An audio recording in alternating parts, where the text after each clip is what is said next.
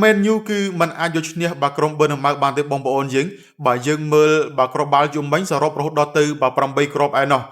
ហើយបើយើងក៏លេខមើលបងប្អូនយើងមកការប្រកួតគឺបើបុកទៅបុកមកបើខ្លាំងខ្លាមែនទែនប៉ុន្តែបើចុងក្រោយបានត្រឹមតែបើចែកគ្នាម្នាក់មកបន្ទុទេបើសម្រាប់គ្រប់ទាំងពីរហើយបើយើងក៏លេខមើលអំពីបទន័យបាទនៃការប្រកួតបងប្អូនយើងបើគឺក្រុម Man U សុទ្ធរហូតដល់ទៅ25ជើងបើហើយបើសុទ្ធបើចំគោលដៅគឺ9លើកបងប្អូនយើងហើយបើខុសគោលដៅគឺ6គ្រាប់បើសម្រាប់ក្រុម Man U បាទរីឯបើក្រុម Burnham វិញគឺបើពួកគេសុទ្ធ14លើកបងប្អូនបើខុសគោលដៅ5បាទត្រូវគោលដៅ9ដូចគ្នាបើចូលទីម្នាក់4គ្រាប់ហើយបើ Man U បាទមិនដឹងថាយ៉ាងម៉េចយ៉ាងម៉ាទេបងប្អូនយើងមកដល់ការនេះសូម្បីតែបើ Burnham លេងមកឈ្នះផងហើយ